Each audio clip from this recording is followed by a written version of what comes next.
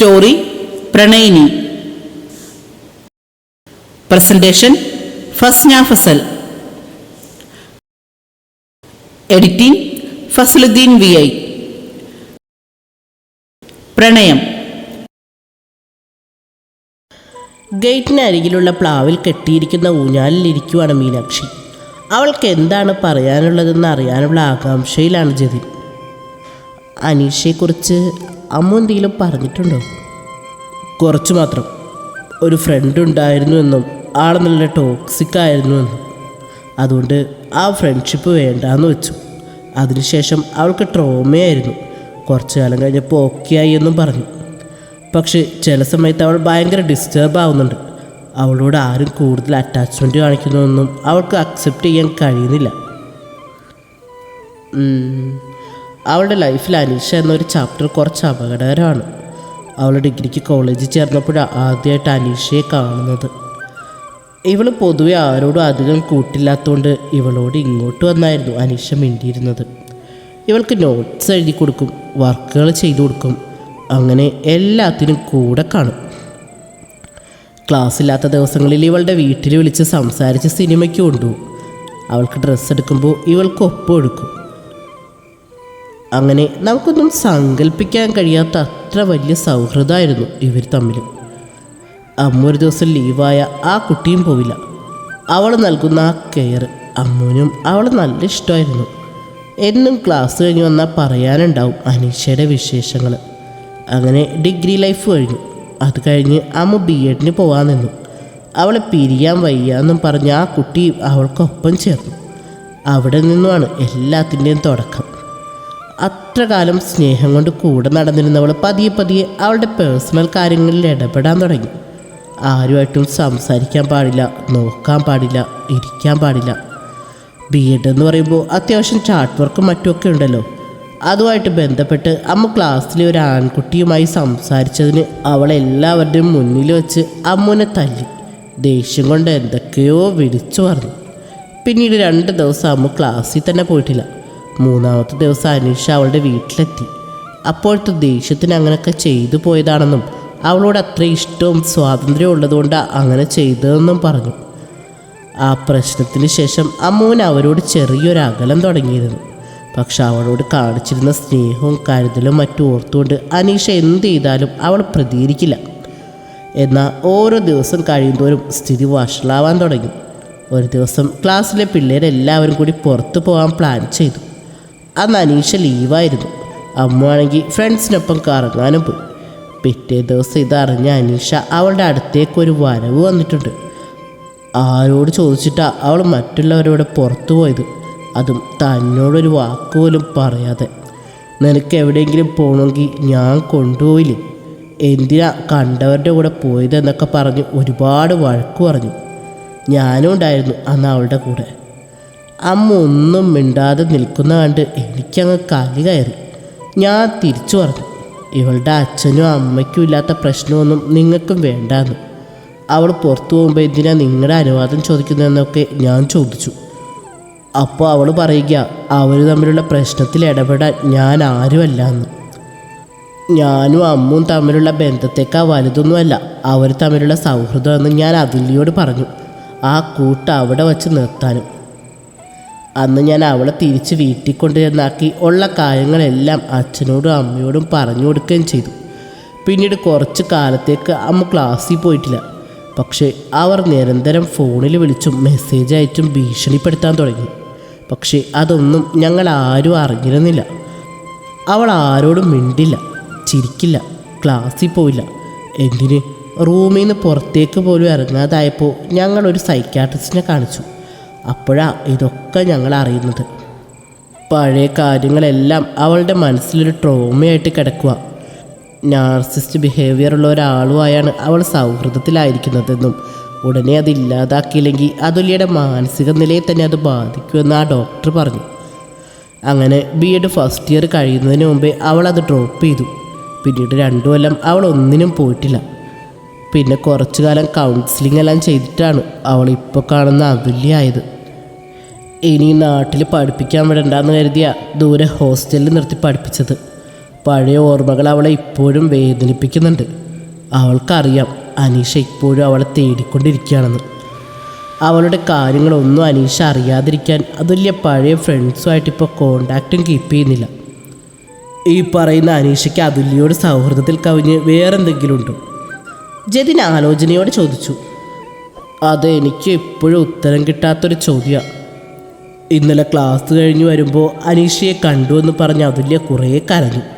പേടിയാ അവൾക്ക്. ഇത് ഞാൻ പ്രതീക്ഷിച്ചതാ. 2 ദിവസം മുമ്പ് അനീഷ എന്നെ വിളിച്ചിരുന്നു, അതുല്യ എവിടെയാണെന്നും ചോദിച്ച്. ഞാനൊന്നും പറഞ്ഞു കൊടുത്തില്ല. ജതിയേട്ടനറിയോ ഈ അനീഷയെ? അതുല്യ ആ കാര്യം പറയുമ്പോൾ തന്നെ ആകെ നെർവസ് ആവും. അതുകൊണ്ട് അതിനെക്കുറിച്ച് ഞാൻ കൂടുതൽ ചോദിക്കാനും സംസാരിക്കാനും നിന്നിട്ടില്ല. പക്ഷേ എനിക്ക് ചില സംശയങ്ങളുണ്ട്. ചേട്ടൻ്റെ സംശയം ശരി തന്നെയാണ്. ജതിയേട്ടൻ്റെ ഒപ്പം വർക്ക് ചെയ്യുന്ന ആ അനീഷ തന്നെയാണ് ഈ അനീഷ. അവൾ അത് പറഞ്ഞതും ജതി ഒന്ന് ഞെട്ടി. കാരണം പേരുകൊണ്ട് ചെറിയൊരു സംശയം തോന്നിയെങ്കിലും ഇതൊട്ടും പ്രതീക്ഷിച്ചില്ല. കാരണം അനീഷയുടെ അത്രയും നല്ല സ്വഭാവമാണ്. കൂടെ വർക്ക് ചെയ്യുന്നവർക്കാണെങ്കിലും സ്റ്റുഡൻസിനാണെങ്കിലും അനീഷ ടീച്ചറെ വലിയ കാര്യമാണ്. ഞാൻ അന്വേഷിച്ചിരുന്നു അവരെക്കുറിച്ച്. അപ്പോഴാണ് മനസ്സിലായത് നിങ്ങൾ ഒരുമിച്ച് വർക്ക് ചെയ്യുന്നവരാണെന്ന്. അതുല്യയെ കണ്ടുപിടിക്കാൻ അവർക്ക് അത്ര വലിയ ബുദ്ധിമുട്ടില്ല, അതും അവൾ ഇത്ര അടുത്തുള്ള സ്ഥിതിക്ക്. മീനാക്ഷി പറഞ്ഞതും ജതിൻ വെറുതെ ഒന്ന് ചിരിക്കുക മാത്രം ചെയ്തു. പക്ഷേ ആ ചിരിക്ക് ഒരുപാട് അർത്ഥങ്ങളുണ്ടായിരുന്നു. അളിയാ വാ, അവിടെ കേക്ക് കട്ട് ചെയ്യാൻ സമയമായി. മുറ്റത്തേക്ക് ഇറങ്ങി വന്നുകൊണ്ട് അപ്പു വിളിച്ചു പറഞ്ഞതും ജതിനും മീനും അകത്തേക്ക് നടന്നു. അച്ചമ്മ കേക്ക് കട്ട് ചെയ്ത് കഴിഞ്ഞതും ഓരോരുത്തരായി ഗിഫ്റ്റ് കൊടുക്കാൻ തുടങ്ങി. ജതി അതുല്യയെ നോക്കുമ്പോൾ അവൾ ഈ ലോകത്തൊന്നുമേ അല്ല എന്ന നിൽപ്പിലാണ്. അവൻ അവളുടെ അരികിൽ ചെന്ന് തോളിൽ തട്ടിയതും അവൾ പെട്ടെന്ന് ഞെട്ടി. എന്നെ സ്വപ്നം കണ്ട് നിൽക്കുവാണോ എൻ്റെ ഭാര്യ? അവൻ ചോദിച്ചതും അവൾ അവനെ വെറുതെ ഒന്ന് നോക്കി നിൽക്കുകയല്ലാതെ ഒന്നും പറഞ്ഞില്ല. അവളുടെ ദേഷ്യം നിറഞ്ഞ നോട്ടവും സംസാരവും എല്ലാം അവന് വല്ലാതെ മിസ് ചെയ്യാൻ തുടങ്ങി. ഇത് കൊടുത്തേക്ക്. പോക്കറ്റിൽ നിന്നും അവൻ അച്ചമ്മക്ക് കൊടുക്കാനായി വാങ്ങിച്ച റിങ്ങിൻ്റെ ചെറിയ ബോക്സ് അവളുടെ കയ്യിലേക്ക് വച്ചു കൊടുത്ത് പുറത്തേക്ക് ഇറങ്ങിപ്പോയി. ജതിൻ്റെ ആ പ്രവൃത്തി അവളുടെ സങ്കടത്തെ ഒന്നുകൂടി കൂട്ടി. ഉമ്മറത്തേക്ക് വന്ന ജതിൻ ഒഴിഞ്ഞു കിടന്ന ഒരു ചെയറിലായി വന്നിരുന്നു. മുറ്റത്ത് ഉച്ചക്കുള്ള സദ്യയുടെ തിരക്കിലാണ് ഓരോരുത്തരും. എന്താ അളിയാ ഇങ്ങനെ ഇരിക്കുന്നത്? വന്നേ, നമുക്ക് എന്തോരം സദ്യ വിളമ്പാനുള്ളതാ. ഞാനാണെങ്കിൽ മസിലുള്ള ഒരാളെ അന്വേഷിച്ച് നടക്കുമായിരുന്നു.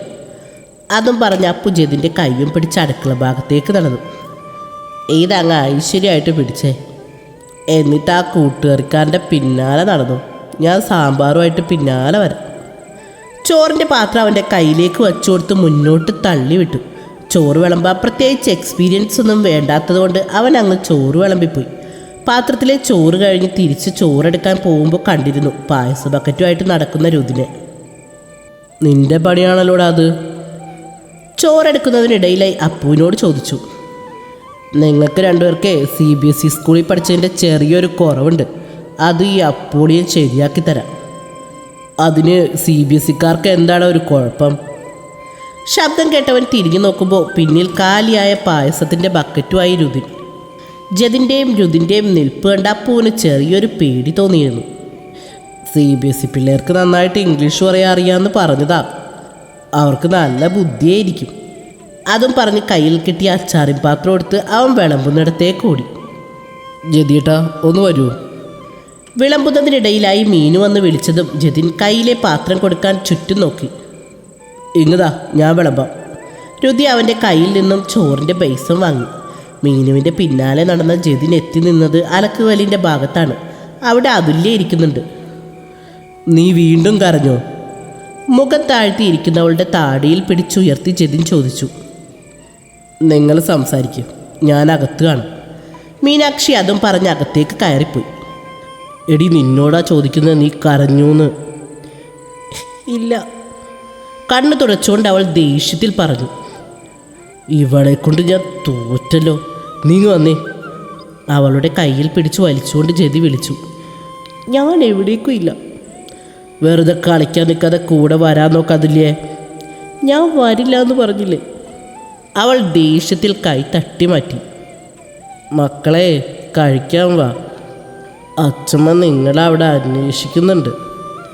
അമ്മ ഇറങ്ങി വന്ന് വിളിച്ചതും അതുല്യ എഴുന്നേറ്റ് അകത്തേക്ക് നടന്നു. പിന്നാലെ ഒരു ദീർഘനിശ്വാസത്തോടെ ജതിനും. വളരെ അടുത്ത ബന്ധുക്കളും അയൽക്കാരെയും മാത്രമേ പിറന്നാളിനെ വിളിച്ചിരുന്നുള്ളൂ. മൊത്തത്തിൽ ഒരു 10-80 പേര് കാണും. അതുല്യ അച്ചമ്മയുടെ അടുത്തായി വന്നിരുന്നു. അച്ചമ്മയുടെ മറുപുറത്ത് ഹിമയും രുദിനും ഇരിക്കുന്നുണ്ട്. ജതി മോനെ എവിടെയാമോ? അച്ചമ്മ അവളോടായി ചോദിച്ചതും അതുല്യയുടെ കണ്ണുകൾ ചുറ്റും അവനായി തെരഞ്ഞു. അത് അവസാനം ചെന്ന് നിന്നത് അപ്പുവിൻ്റെ അരികിൽ നിൽക്കുന്നവനിലാണ്. അവനോട് എന്തോ സംസാരിച്ച് നിൽക്കുവാണ് ജതിൻ. ഡേ അവിടെ ഉണ്ടച്ചമ്മേ, അവൾ അവിടേക്ക് ചൂണ്ടിക്കൊണ്ട് പറഞ്ഞു. മോനെ ജതിനെ വന്നിരിക്ക്. അപ്പുക്കുട്ടാ നീയും കഴിക്കാനിരിക്കാൻ നോക്കടാ, അച്ചമ്മ ഉറക്ക വിളിച്ചു പറഞ്ഞു. ഈ അച്ചമ്മയെ കൊണ്ട് തോറ്റു. ഞാൻ പലവട്ടം പറഞ്ഞിട്ടുള്ളതാ എന്നെ ആളുകളുടെ ഇടയിൽ വെച്ച് അപ്പുക്കുട്ടാന്ന് വിളിക്കരുതെന്ന്. എനിക്കത് കേൾക്കുമ്പോൾ ഓർമ്മ വരുന്നത് ഹരിഹർ നഗറിലെ മണ്ടൻ അപ്പുക്കുട്ടനെയാണ്. അളിയൻ വാ, നമുക്ക് പോയി ഇരിക്കാം, അല്ലെങ്കിൽ ഇനിയും വിളിച്ചുകൊണ്ടിരിക്കും. ജതി അതുല്യയുടെ അരികിൽ വന്നിരുന്നു. അവൻ്റെ തൊട്ടപ്പുറത്തായി അപ്പു. ആദ്യം കഴിച്ചെഴുന്നേറ്റവരിൽ ചിലരാണിപ്പോൾ വിളമ്പാനായി നിൽക്കുന്നത്. അവളുടെ ഇലയിൽ ആ പപ്പടം എങ്ങെടുത്ത് തന്നെ എളിയ. അപ്പു പറഞ്ഞതും ജതിൻ അവളുടെ ഇലയിൽ നിന്നും പപ്പടം എടുത്ത് അപ്പുവിൻ്റെ ഇലയിലേക്ക് വച്ചു കൊടുത്തു. അത് കണ്ട് അതുല്യ അവനെ നോക്കി പേടിപ്പിച്ചു.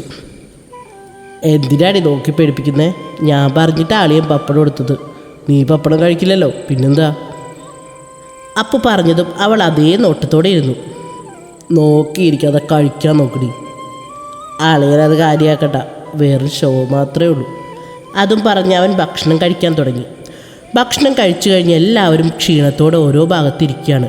പലരും ഓരോ റൂമുകളിലാണ്. മുറ്റത്ത് ചെറിയ 5-6 പിള്ളേരിരുന്ന് കളിക്കുന്നുണ്ട്. അവരെ നോക്കിയിരുന്ന് പഴയ ഓരോ കാര്യങ്ങൾ സംസാരിക്കുകയാണ് അതുല്യയും മീനാക്ഷി. ഒരു 10 മിനിറ്റ് എടുത്ത പോലെ തിരിച്ചുകൊണ്ട് വച്ചേക്കാം, മീനാക്ഷിയെ നോക്കി പറഞ്ഞ് ജതിൻ ഒരു കൈകൊണ്ട് അതുല്യയുടെ അരയിലൂടെ ചുറ്റിപ്പിടിച്ച് ഉയർത്തിക്കൊണ്ട് മുന്നോട്ട് നടന്നു. നിങ്ങളിത് എന്തായി കാണിക്കുന്നത്? എന്നെ താഴെ ഇറക്കും മനുഷ്യ. അവൾ കയ്യിൽ കിടന്ന് കുതറിയതും ജതിൻ കേട്ട ഭാവം പോലും നടിക്കാതെ മുന്നോട്ട് നടന്നു. തുടരും.